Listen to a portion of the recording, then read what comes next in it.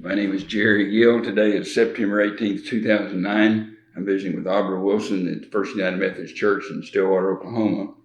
This interview is for the O State Storage Project of the Oklahoma Oral History Research Program. And Aubra, appreciate you being with us this morning. Thank you. I'm honored. Can you tell me a little bit, maybe we'll begin with the beginning, if that's okay. Can you tell me a little about your early life, where you grew up, a little bit about your family? Well, I was born and raised in Clinton, Oklahoma. My father and mother were farmed on 160 acres on the Ouachita River. That was before they had flood control, and that was one of the things we had to deal with was frequent floods. But my dad also rented some Indian land, and we probably had to farm about probably 360, 400 acres. But it was I was the last of 7 children, and I always admired my father and mother because they raised a family back during the times when times were really hard. We were poor, but we didn't know it. Everybody else at that period of time was also having a pretty tough time, but everybody worked together, and it was a great time, and it taught you a lot about life. What year were you born? 1929. 29. Okay, yeah. So right, wow, you just come right in Depression time. Yeah, they tell me that was a great year. And then the next 10 were not so good. Right. So I had the opportunity to grow up during some pretty tough times. You say, were you the youngest, you say, of the 7 kids? Yes, there were 7 of us. So you went to high school, then to Clinton High School? Yes, I went to Clinton School for 12 years. Okay. Well, of course, certainly the Depression influenced you in your life, I'm sure, but were there events, were there values you learned from your family that influenced your life later? Well, yes, I think probably one of the biggest things that I can remember that really had an influence on my life was that I always admired my dad, because when something bad happened, he always looked at the good side of it. Mm-hmm. And it was always a reason for it, and he just rolled with the punches.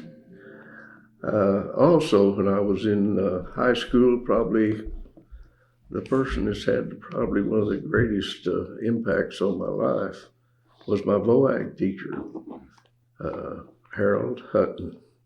Harold was a VOAG teacher there, and he also later became the Secretary of State Department of Agriculture. And he probably had as much influence on my life as any one person I ever had. For one thing, whenever we were in VOAG class, it was never brought up that we weren't going to college. I happened to be the only one of my family that did go to college. And Mr. Hutton always said, whenever you get in college, never did ask us if we were going. He always said, when you get in college, you have to do this and this and this. So he was very an inspirational person in my life. And he's one of the reasons that I became a extension agent was because of the training that I received under him. And his last name is Hutton? Hutton? Yes. Uh-huh. So he became Secretary of Agriculture of the state? Yes, he was State Board of Agriculture President under Roy J. Turner. Mm-hmm. And I think he served as President of the State Board of Agriculture under 3 different governors, which is almost unheard of because it is a political position. So a little bit again, what was life like growing up on the farm, Aubra? What are some of the things you remember about that? Well, probably one of the things that we farmed with horses. And I think probably I was in high school before my dad ever got his first tractor. So it was quite an experience to work with those horses and mules, and you did. So I started handling farming equipment at a very early age, as far as driving a team and driving a cultivator or what we call a go devil, and all of these kinds of things. My dad was he was diversified. We had cattle, dairy cattle. We usually milked around 25 head of cattle, and we raised cotton. We raised oats. My dad also had milo, and then my mother was a gardener, and so we almost lived out of a home garden. So that's a carryover for me, because I still love to garden. Well, and what early age did you start working out in the field? Did I what? What age did you start working in the field with your? Oh, probably 8 or 9. Whenever we started, my first job, of course, was driving a team and doing cultivator work or with a go devil. That's when I was.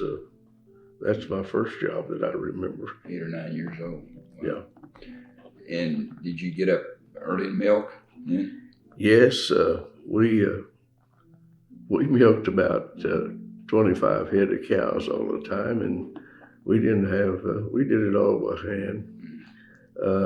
I always kidded my dad after I left home.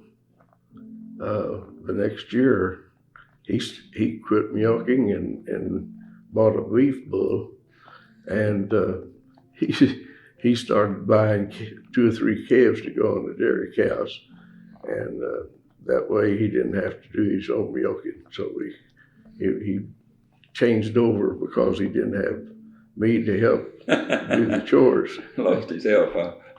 Yeah.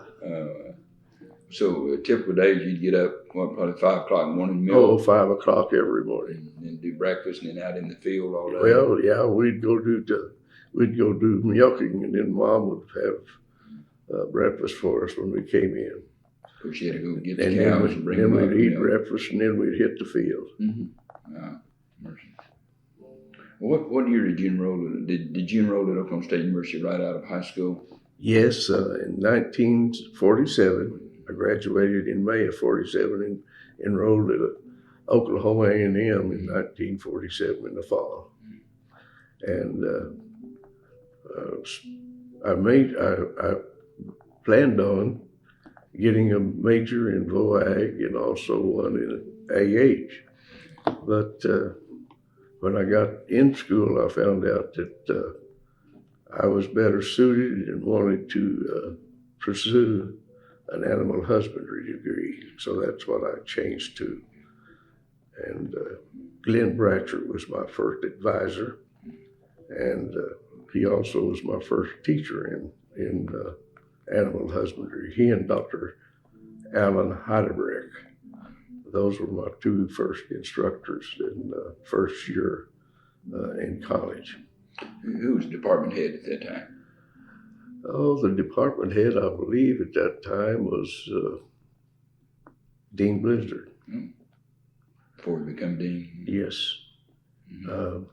There was the old animal husbandry building, as I remember, and Dean Blizzard wasn't very tall, and they always kidded him about the doorknobs being placed a little bit lower in the animal husbandry building, because it was handier for him to reach down. But the old animal husbandry building had a lot of fond memories about it. So he was your dean then when you were at Oklahoma State. What do you, in addition to being short, other things you remember about Dean Blizzard? Because he's sort of a legend. You know, he was back during the days whenever he was judging, and he judged internationally and nationally, but that was back in a time whenever we wanted cattle short and wide and thick. And so Dean Blizzard was one of them that judged a lot of those shows, and one of the reasons that we selected cattle that were short and dumpy. But I remember from the time that I was in extension until I got out, we had short ones, tall ones, and we're now back to the middle of the road kind. But a lot of that was from a result of us getting them too small. Well, I guess before Blizzard became dean, didn't he head up the livestock judging teams for many years and won national competitions? Is that right? No, I was when I was in college, I didn't go out for the livestock judging team because I had to work, and in order for me to stay in school, and that was going to take up too much time. So I had to work, and Dr. Bratcher asked me to come out. I said doctor. He never was a doctor, but anyway, he said he wanted me to come out for the team, but I had to decline because I had to work. What were some of the jobs you had, Aubra, as a student? Some of your student jobs? Could you share that? No, I didn't never work for the college. I had a brother here that was living in Stillwater at that time, and he did work painting and finishing houses and whatnot, and I helped him on the weekends. Plus the fact that during the summer, I had an older brother that had a hay baler that we did custom work, and that's where I earned some of my money to go to school. Well, there's some, in addition to your, to Bratcher, some of them you worked with, directly with other professors on the faculty at that time that you remember? Oh, definitely. I always tell people the greatest teachers I had that I can remember back in college was Dr. Bill Pope. He was animal science. Dr. Frank Davies, who was an agronomist. And Dr. Davies didn't just lecture you. It was a sermon every time you met with him. He was a great teacher. And then Dr. Watley, who taught genetics and animal breeding, was another one of them. And then when I was working on my master's, I had an advanced nutrition course under Dr. Bob Todashek. And he became a very, very good friend and was an excellent teacher. And he's probably one of the people that has had a great influence on my life. He and Dr. Taggart. Well, what do you remember where some of the buildings where your classes were held when you were a student there? Well, we met, I had English in Old Central. In fact, that's where all of the English classes were held at that particular time. And then, of course, animal science building and the old chemistry building. I remember it. And we didn't have a student union at that particular time. And really the Slim's drugstore, or Slim's Corner, they called it, which was just about 3 blocks south of Gallery Drive, but that was really probably the student union of early A&M college. Student hangout there. Yeah, everybody. There was 2 brothers that owned that, Les and Busty. They eventually split up. Les kept the downstairs and all the student supplies and everything, and it was a regular drugstore. You could go there, had a regular fountain. You could, Cokes for a dime, and it was a great place for students to hang out. And then Busty had the upstairs, and I guess it was in my junior year I worked for Busty's Swim upstairs. He had a pool hall, and so I racked balls, and me and a friend of mine we run that place from 6 till when. But it was a good experience, and I thought a lot of the swims. Did you become a pretty good pool player? Yeah. It was all right. One of the guys that I remember that was exceptionally good and had a hard time beating was Don Haskins. Don was a very, very good pool player. And he even mentioned that, I think, in his autobiography. Did you mention your name? No, he didn't mention my name. Great. What, in addition to swimming, what were some of the favorite student activities? This would be the late 40s we're talking about? Well, yeah. The block and bridle was one of the main activities I participated in. And of course, all the athletic events. I was an athletic fan, always have been, always will be, I guess. But I remember Gallagher Iba Arena, and I remember Dr. Iba. I used to go early and sit behind him at all the basketball games just to watch Dr. Iba coach. Because back in those days, coaches could be more animated than they are now, and it was fun watching him. Yeah, he liked to holler occasionally at his players, didn't he? Yeah, he would. Sometimes a towel would go 10 feet in the air, and he always jerked the jerseys off of players to go push them in and whatnot. But he was fun to watch back in the early days. Well, what do you remember, Aubra, primarily about your undergraduate experience? There were some highlights for you as a student at Oklahoma State? Well, no, not really. I just remember that when I first got up here, we lived on McElroy and Knobloch, the corner of McElroy and Knobloch, which is just north of the baseball field. And it was a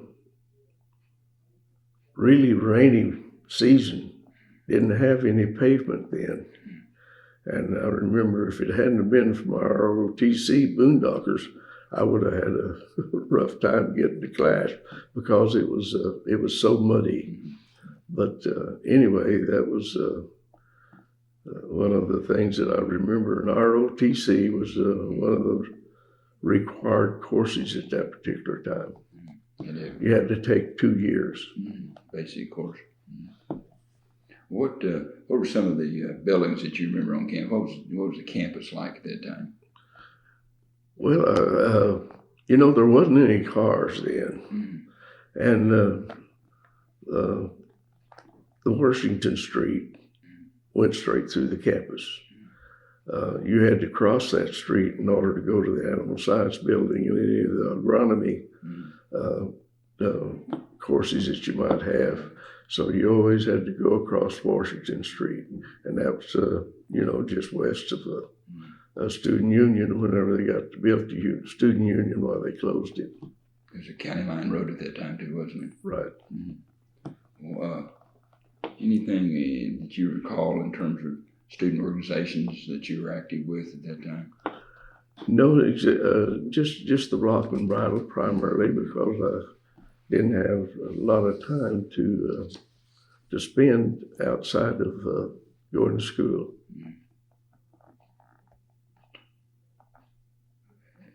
See, so you graduated what year? I graduated in 1952. I was supposed to graduate in the spring of '51. But at the end of my junior year in July, I got a notice from the draft board that I needed to go and take my physical. And so I went to Oklahoma City, took my physical, and of course passed. And they gave me an induction date of December the 4th. Well, at that particular time, OSU's semester ended in January, last of January. And so I decided that there wasn't any need of me coming up and enrolling in school because I wouldn't finish out the semester. So I decided that I'd go to the service and then come back and finish up my 1 year of college. Well, about 4 or 5 days after school started, I got a call from Dr. Wilhelm. Dr. Wilhelm at that time was a dean of agriculture, and he wanted to know why I wasn't in school.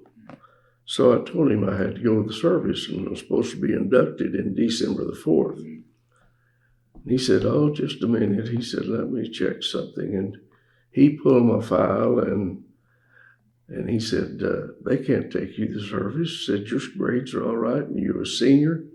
He said, "They can't take you to service." He said, "Get on up here and get enrolled." And I said, "Well, what about the draft board?" He said, "I'll take care of them." So, it's I have a lot of respect for Dr. Wilhelm for that particular time. And but now, how many people would take that much interest in one individual to get them back at school? If you knew Dr. Wilhelm, all you had to do was meet him one time. From then on, he knew who you were. It didn't matter if it was 10 years later, he still remembered you. I heard he also could usually remember your hometown with it. Is that right? Right. Yeah. Bob Tonishet was telling some stories about him. Yeah. He was, he had a fabulous memory. He was well liked and respected. Oh, yes, very much so. And then later, of course, became president of the college. Exactly. Well, you were talking about the buildings and facilities, but I guess when you come back that last year, the student union had been built, hadn't it? When maybe you were the first year, or was your senior year? Well, it just opened, I think, in 1952. Mm-hmm. That was the first year for the student union, if I remember right. I think it was 1951, 52 was the first year.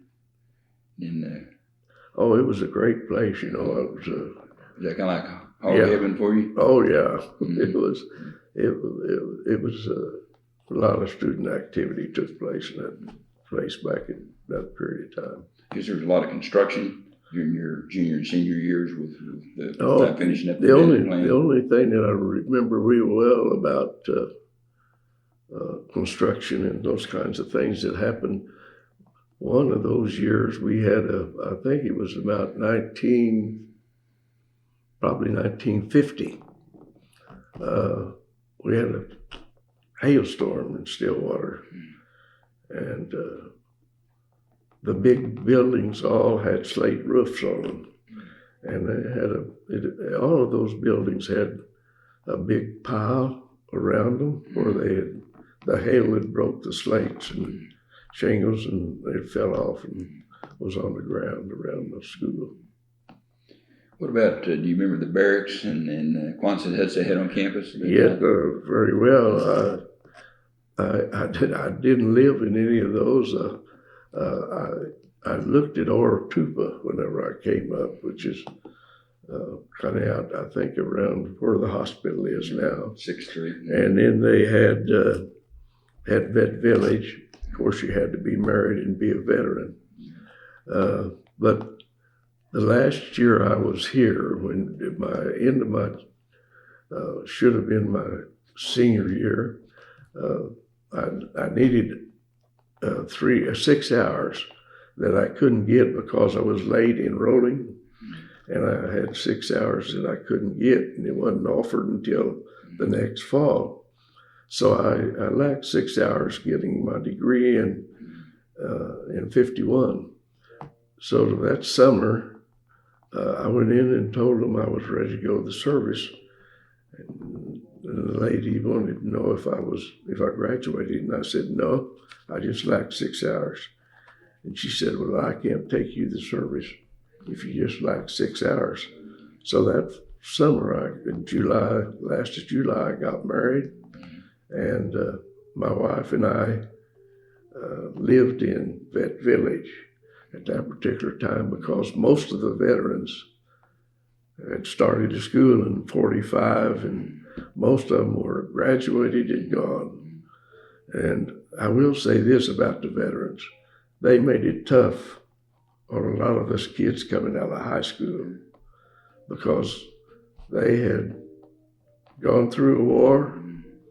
They had responsibilities. They'd had all the fun they wanted to have, and they were intent on getting an education.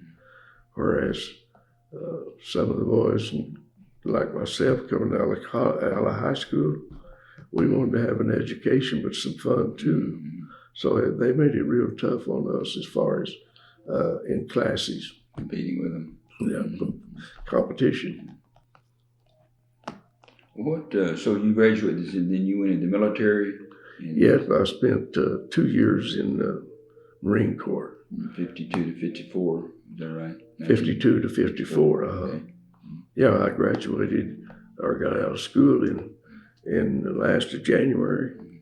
1st of March, I was on my way to in the Marine Corps. Well, after your basic, where were you stationed? I was stationed at El Toro Marine Air Base in Santa Ana, California. And I tell people it was probably one of the easiest years I ever had was the 2 years that I had in the Marine Corps, because I was at a Marine Air Base, and I was one of the ground persons that my job was packing parachutes, taking care of CO2 and oxygen on the planes. So it was a real good experience, and it was one that I didn't have to put out a lot of physical labor, and I didn't have to march and do some of the things that the infantry had to do.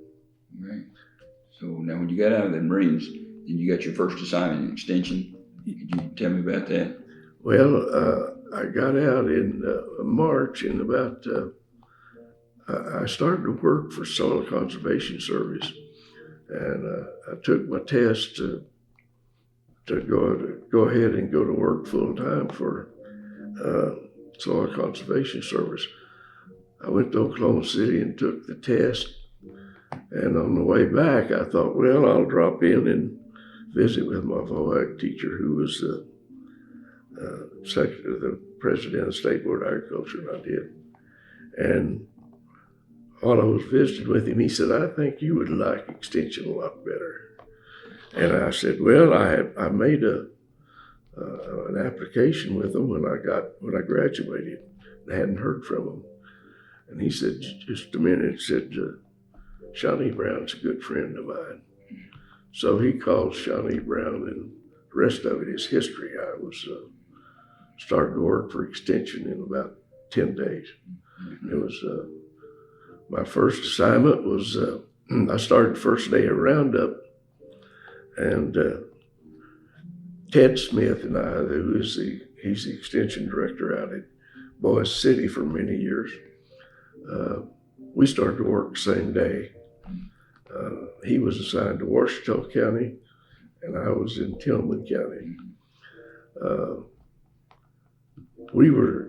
Our first assignment was at 4-H Roundup, and I remember that a lot of the older agents at that particular time had never seen us, and so they thought we were just older 4-H members, and so they kind of they would tell us what to do and why weren't we in bed and all this kind of stuff, you know. So it was we were real young at that particular time, or young looking anyway. So Shawnee Brown he was Associate Dean for Extension, the one that gave you your first He job. he was in charge of Extension at that particular time. What, so you had really not necessarily intended to have a career in Extension and be interested, but you get your job in Extension. How did the expectations, how did the reality of the job meet your expectations? Were there some surprises for you? Well, I think probably I was hired as assistant county agent at that particular time. My primary duty was with the 4-H clubs, and we had in Tillman County at that particular time, we had 23 4-H clubs, and we were expected to meet every one of them and give a program every month. This we did, and sometimes we'd have 3 and 4 or 5 a day, so we might go to one of the schools and meet the 3rd grade, 4th grade, and 5th grade, and on up through the 8th. Some of those, of course, would be combined in maybe all the junior high in one, but we did have 23 of them. Me and an assistant home economist met all of them. At that particular time, they were called home demonstration agents, and we met, and that was our primary responsibility, was a 4-H club. Not being a 4-H member back early was that really I had to learn the 4-H program. You were active in FFA, isn't that right? Yes, I was 4 years in VOAG at an FFA. I had the opportunity of being president of our VOAG chapter in Clinton in 1947. So who was your director that you worked under? You were assistant extension director. Who was your director? Laxton Malcolm was the county agent at that particular time. Laxton was a agronomy major, and I probably got my taste of horticulture from Laxton Malcolm. He was a great teacher, and I learned a lot about horticulture. And later in my career, I would have probably been, had I known as much about horticulture when I was a kid growing up, I would have probably majored in horticulture because I loved it and still do. What were the major responsibilities of the county extension office at that time? What were your major areas of responsibility? You had the 4-H clubs you talked about. What else? Well, 4-H clubs, and then, we were all expected to be active in the community. So we had to belong to civic clubs. And then when the junior livestock show and the county fair came off, you were expected to be very active in those areas. But we like I said, primarily 4-H club work, and that was our main responsibility. Well, Aubra, can you share some highlights of your professional career? So you were assistant county agent there in Tillman County. Then could you kind of share the rest of your career and some of the highlights? Well, probably some of the highlights that I had, we had several. We had a home demonstration agent, Miss Kitty Johnson. Back in those days, the home demonstration agents weren't allowed to be married. And so she was our home demonstration agent, and she was a very good teacher as far as the record books were concerned. So we did have several national winners from Tillman County, and it was primarily because of Kitty Johnson and her ability to help us with record books. And so that was that was one of the main experience we had. Also had state 4-H president at some particular time. When you left Tillman County, then what were your assignments after that and the rest of your career? Well, when you asked me about what was primary responsibilities in Tillman County, one of the things is we had 150,000 acres allotment of cotton. And of course, one of the things we had to do was during the summer months, we had to inspect cotton fields for insects. If you've ever lived in areas like Tillman County, where it gets 105 degrees and you're expected to check a cotton field, some of those were irrigated, and it made it really a problem in order. I tell people when I transferred up to Beaver County that we didn't have any cotton in Beaver County. And I told them one thing I really missed when I moved to Beaver was the cotton. But I never enjoyed missing anything in my life as much as I did cotton. Because most of it was, it wasn't machine harvested at that particular time. So then you were assigned to Beaver County. From what years were you in Beaver County? I started in Beaver County in 1963 to 1978, around 15 years.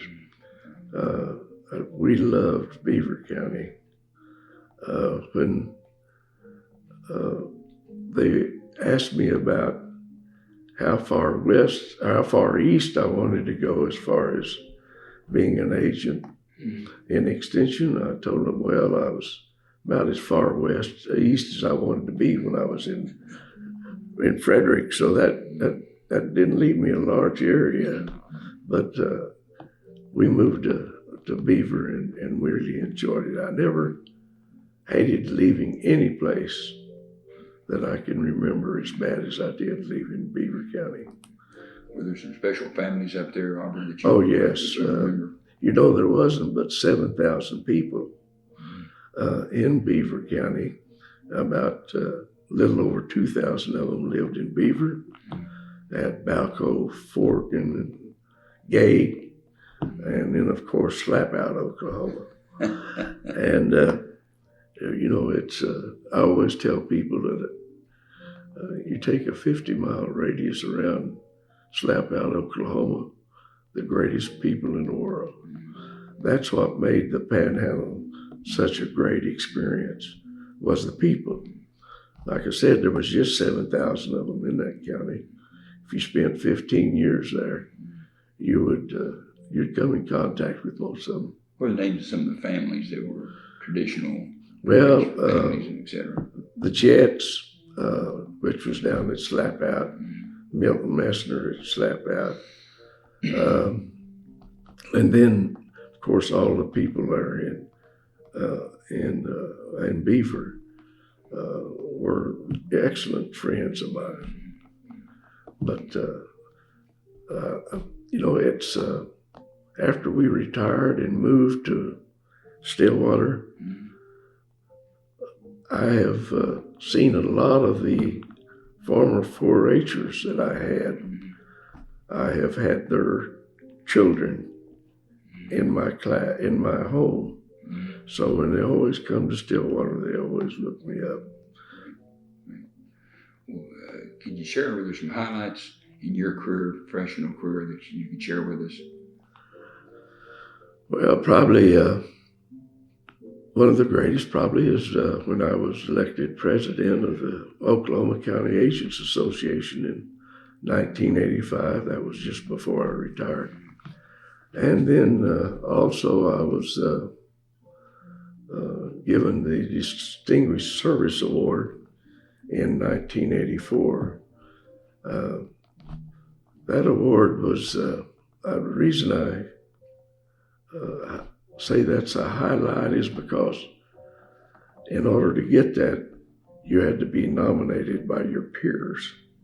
And so that was a great experience for me to have my peers give me that award. Were you president of the State Association of Yes. Extension Directors at one time? Yeah. What year was that? 84, 85. Was that your last year? Yes. Mm-hmm. Yeah, my last year I was. So now when and by the way, we might not have mentioned that, when you left Beaver County, you went to Woodward? Yes, Is that I right? left Woodward in 1970. I went to Woodward in 1978, January 1978. 78 through 85 in Woodward. Yeah. So you never did get very far east, did you, Aubra? No. No, I love Western Oklahoma. And, Aubra, you're talking about the people that you knew and the relationships. Why are county extension agents so important to the people they serve? Well, I tell people we worked during the best times as far as extension was concerned. We had a closer contact with people. We made farm and home visits. I visited 4-H projects, and I visited farmers and ranchers out on their particular place. Nowadays, that's you do it by computer, or they don't have the personal contact with people that we had back then, and that I think was what really made extension great in that period of time was your contact, personal contact with people. Is the county extension agent, or I guess county extension director they call them now, are they still as important to the people in those counties now as they used to be early in your career? Yes, I think so, and not in the capacity that we served. They now have computers. Back when I was in extension, if I didn't know the answer to a problem, I had the specialist at the state office, and all I had to do was call them, and they'd give me the answer. These county agents now are county extension workers. They have a computer, and all they got to do is ask that computer about that particular problem, and they have a printout in maybe 10 minutes, so they have it's a different. Not quite as personal, but yet still funnel knowledge and information to them. Well, how has the role of the county extension agent changed since you early in your career to into your career to today? Well, I started to work in 1954. My salary at that particular time was $3,900 a year. And I thought if I ever made $10,000 a year, I wouldn't know how to spend it. But that's one of the biggest changes that we've seen over the years is in the salary. Also, I think probably personal contact with people is one of the big things that has changed. They still, I think, are involved in the fairs and livestock shows probably as much as ever. But it's personal contact with people is one of the biggest things. You mentioned earlier in our conversation that you were active in civic organizations, groups in the community. Are they still expected to do that? Yes, it wasn't required, but it was suggested that you belong to a civic club, and I was a Rotarian for 25 years and had the privilege of being an officer at Frederick and Beaver. And then when I moved to Woodward, it met on a Friday, and a Friday didn't suit my schedule, so I was a Kiwanis club. Also, something that was kind of interesting was that when I moved to Frederick, the county agent will did business at one bank, and I was expected to do business at the other bank. So it was kind of a trade-off situation that it was just it was an unwritten rule. And as far as civic clubs was the same way. He belonged to the Lions and I belonged to the Rotary. So it was just, it was an unwritten rule that you be involved, Chamber of Commerce, and the civic clubs, and anything else that was going to really important in the community. Did you work in your roles, particularly 4-H or with the person out of it's called Human Environmental Sciences now, but College of Home Economics used to be with their, what were they called in? They were county extension or home demonstration agents. Yes. Mm-hmm. Did you work closely in a lot of your activities with them? Oh yes, definitely. The assistant home demonstration agent, they had the same responsibility I did. We were the ones that took care of the 4-H programs. And when I went to Beaver County in Tillman County, we had 4 agents. We had 2 assistants. When I went to Beaver County, it was me and the home economist. So it was, I had the full responsibility of the 4-H program and the adult program when I was at Beaver. And that was quite an experience. It was quite a change for me, because not only did I have programs for 4-H club members, but I was required to have the adult program and have those programs. Aubra, can you remember, over the years, some of the people you work with, other county extension agents, people you work with maybe in your county or across the state that stand out in your mind? Well, Bill Taggart, I consider Bill Taggart the best friend I have. And he was one of them that had a great influence with me in my life. Also, Dr. Tadashek is also a real close friend and person that I enjoyed working with. Bob Tadashek. Bob Tadashek. Wayne Miller. Wayne was a good friend of mine, and I miss him to this day. But Wayne was in county extension work. Then he moved over to OSU Oklahoma. Is that the Wayne Miller we're talking about? Yeah, when I first started in the extension, Wayne Miller was the livestock specialist here at Oklahoma A&M before he went to Oklahoma as president. Yeah. And when you were mentioning, I didn't mean to interrupt you. Some other names you were mentioning.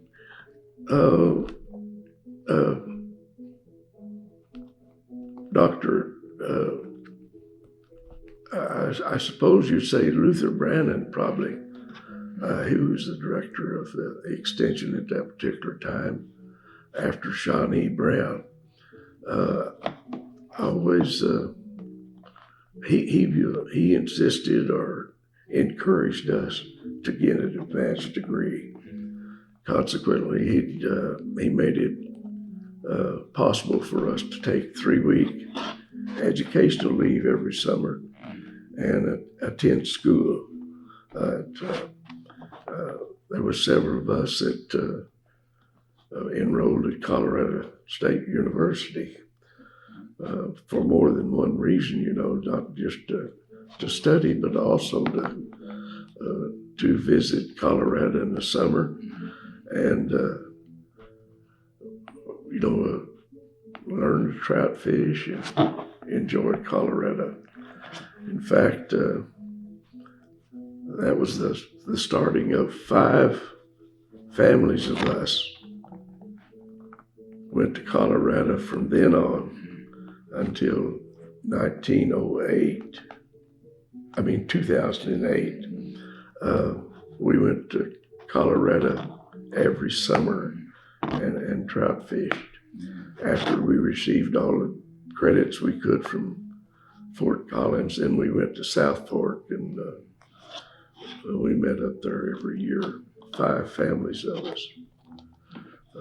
Herman Seymour out at Sarah, Ted Smith at Boise City, Doc Tripp, who was down at, who was at Guyman at that particular time, and then Bud Nelson, who I followed at Woodward. Did you get your master's degree from Colorado State? No, well, we transferred back to OSU. we got all the hours we could at Colorado State, and then I finished up here at OSU. I tell people I got 2 degrees, one from OSU, and one from Oklahoma A&M. So it's good. Well, I'm looking back in your career, some highlights. This interview we were talking about earlier, but highlights, special accomplishments, achievements, recognition maybe you achieved with some of your students. Well, probably I served on with Dr. Tolishek as on the state junior livestock show committee to make recommendations for any changes that we might have. That was quite an accomplishment, I thought, because he had 4 people from the state that he had assist him with that. But just being a part of Extension meant a lot to me. What about your family, Aubra? Can you tell me about your family? Yes, we had 2 children. Our son, of course, growing up, I told them they could go to any college they wanted to as far as I was concerned, but I would pay their way to OSU. So my son started college here in 1974. And I don't know if you remember 1977, there was 3 boys at the HER house that we were getting ready for homecoming and got a scaffolding into a power line, and he was electrocuted at that particular time. Is your son? Yes, that was my son, Kevin. 1977. That was a real hard time. If it hadn't been for our faith in Christ, it would have been a very, very hard time. Then our daughter she started here in 77.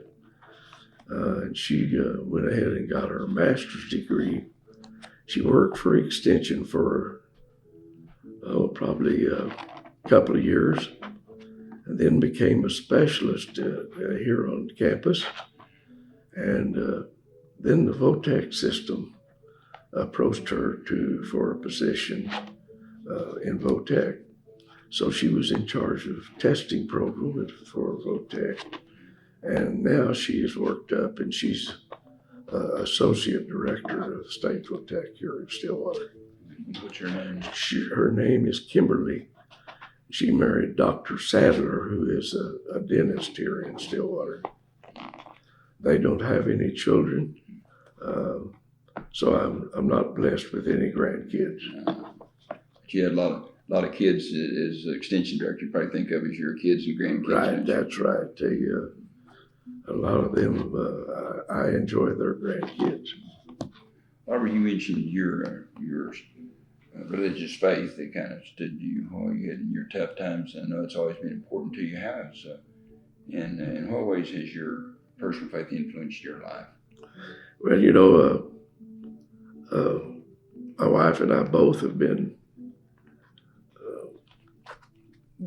used to going to church. We were, I tell some people I was kind of a druggie as far as church was concerned, because my mother drugged me to church on Sunday, Sunday morning, Sunday night, and Wednesday night. That was just part of my bringing up. We attended church regularly, and then my wife was of the same family, or not the same religion, but her parents felt the same way. So we have always been active in church. She was a Lutheran, and of course